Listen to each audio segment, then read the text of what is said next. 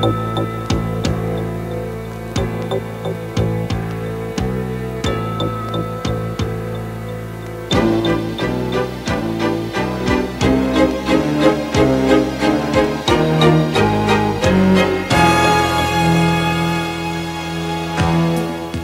May of every year, this room becomes headquarters for the annual War Against Fire in BC forests.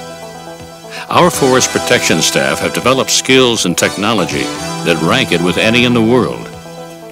Every year they fight dozens of battles in this war, mobilizing men and equipment.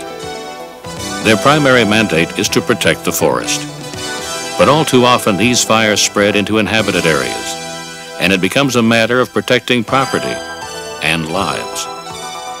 The Forest Service, working with other government agencies, municipal fire departments, the local forest industry, and many volunteer groups, has become extremely successful in suppressing wildfires. Fire in the forest. BC has more of them than any other province or state. We have more forest to catch fire in BC. We have more softwood trees, and softwood trees burn more readily than hardwoods. Unlike other provinces, we have settlements almost everywhere, including the north, which means that there are far more areas in which carelessness can start wildfires. We have an abundance of electrical storms.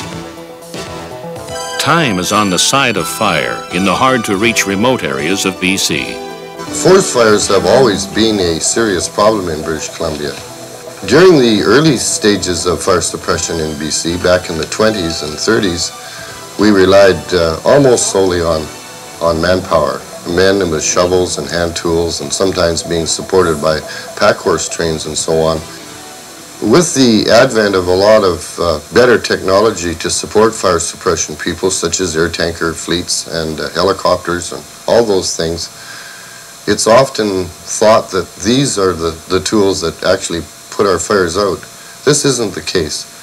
It's the people on the ground with the basic hand tools that ultimately suppress and extinguish forest fires.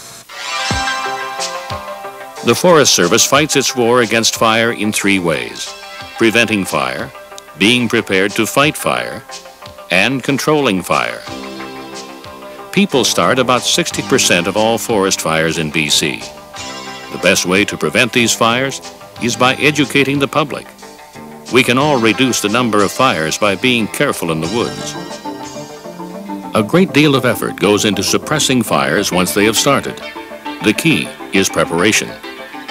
Every year before fire season, ministry offices across the province lay in supplies, equipment, and tools. Firefighting personnel are prepared, briefed, and put on standby. Initial attack crews are trained and physically conditioned. Communication systems are at the ready. Air tankers go on standby with supplies of fire retardant on hand. This Fokker F-127 is the first turboprop aircraft to become an air tanker and is the most advanced air tanker flying today. Conair made the conversion with financial assistance from the BC government. All this advanced work is vital to meeting the branch's goal to have every reported fire under control by 10 a.m. the morning after the report. Fires have to be detected before they can be fought. You play an important part in this. Every year, the public helps save thousands of hectares of forest by calling Zenith 5555 to tell the ministry about forest fires. In fact, more fires are detected through public help than in any other way. Lightning causes 40% of BC forest fires. A computerized network detects every lightning strike in BC and relays the information to many centers, including this room in Victoria. The data is also transmitted to district offices, plotted on maps, and used by spotter plane pilots to search for fires. These lightning-caused fires are usually the hardest to fight. When a fire is spotted, the ministry goes into action. Fire attack crews move out in light trucks to control the more accessible fires. Hell attack crews may land near an outbreak of fire to contain it quickly. In remote areas where there are no natural heliports, Ramp attack crews may rappel 300 feet down ropes to get a quick start on fires. Bulldozers may cut fire lines through the woods. Air tankers may be called in to hem in the fire with retardant until crews can arrive to put it out. Every year, forest industry workers and volunteers help Forest Service crews to fight forest fires, especially when fires spread too quickly and grow into what the Forest Service calls project fires.